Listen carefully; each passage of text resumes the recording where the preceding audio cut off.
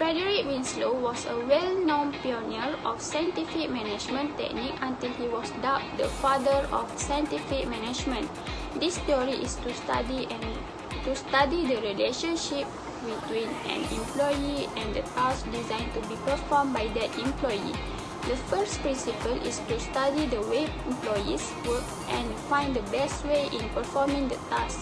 The second principle is job specialization. The third principle is the recruitment of employees who have the skills and ability to perform the task.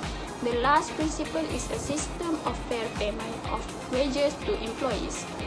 We considered Taylor's major contribution, or rather his major contribution in his role as an advocate of very early change.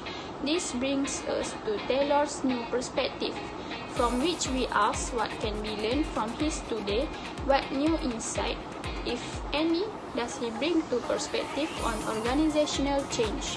The most relevant example of admiration, scientist Taylor is experimenting with the iron bars.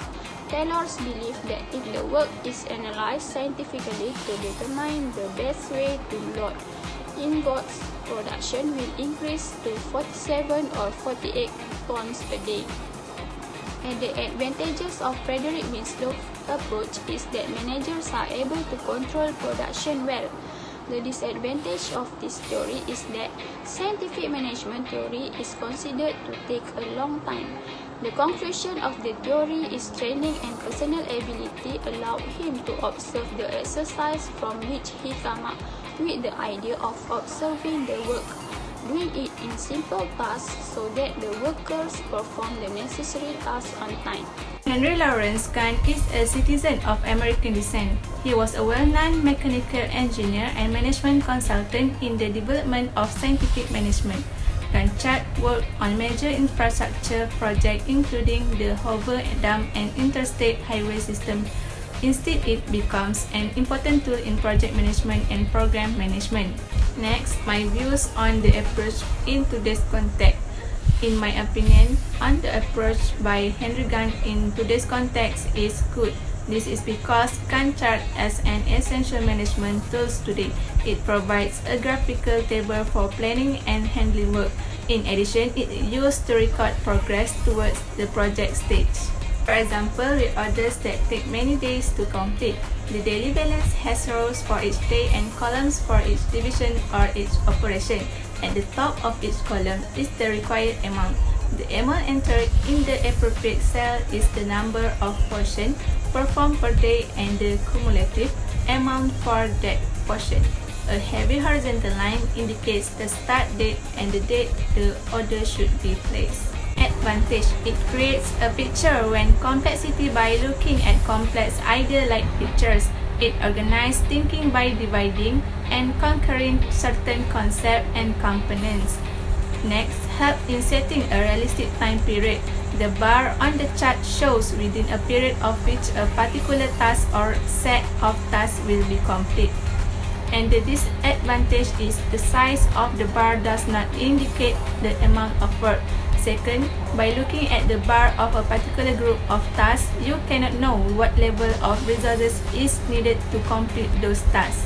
In conclusion, Gantt charts remain a popular management tool even over a century in managing activities and projects. It is an effective way to present important information. Thank you. Mary Parker Follett was an American social theorist best known for introducing ideas about human psychology and human relations into industrial management. Her articles and essays have had a major influence in the field of organizational behavior. Follett created a management theory that is still popular to this day. The main principles are: first, coherence; second, power width; third, the strength of the group. Follett is very concerned with personal interaction between management and employees. She sees management and leadership holistically and applying a model system approach. Follett was one of the first to incorporate the idea of organizational conflict into management theory. As we can see, there are some organizations They take this approach and it succeeds in creating comfort between managers and employees without any problems. Employees have a complete knowledge of what needs to be done, then employees can take control of the work without help from a manager. The advantages of Mary Parker Follett's theory is that she believed in establishing groups where individuals coming from a variety of backgrounds can combine their talents and knowledge better. The disadvantages to the theory are that it is still based on humans.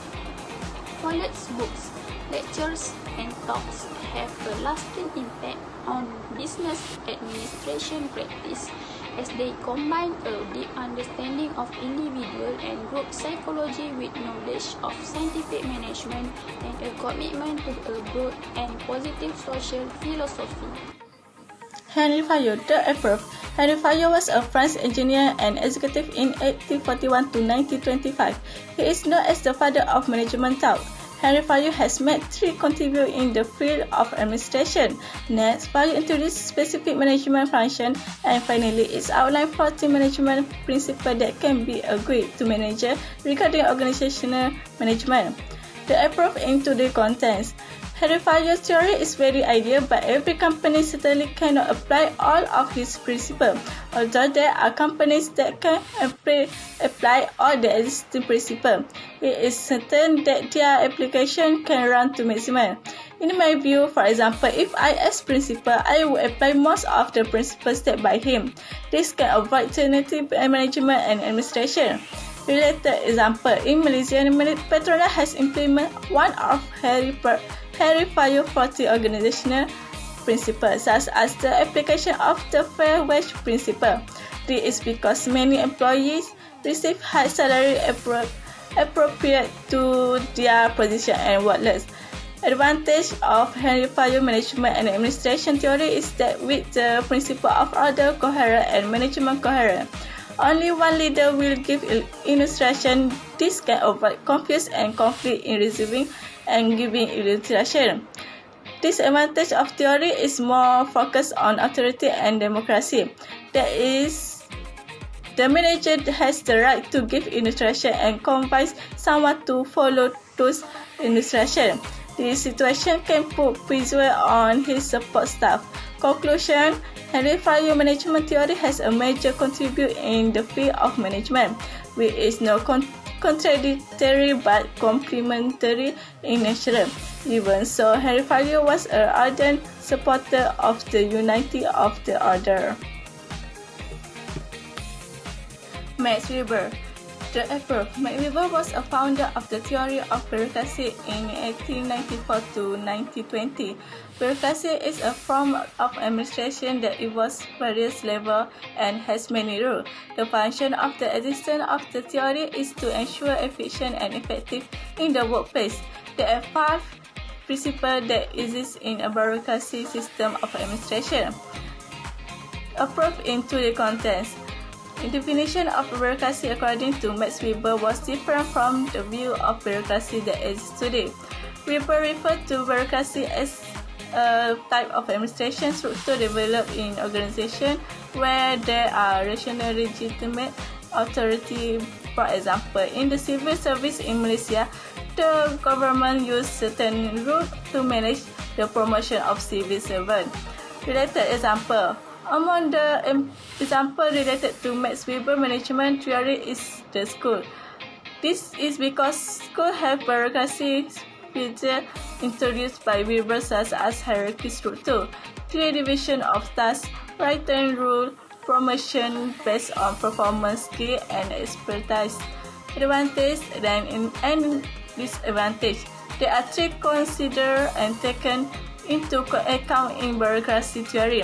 The first is accountability, the second hierarchy and definition of responsible, while the third is preparation for work. The disadvantage of bureaucracy theory is the organization that use this system tend to practice management in the form of centralization of power or oligarchy. Conclusion. In short, it can be concluded that the theory of bureaucracy introduced by Max Weber has had a great impact in the field of organization and administration.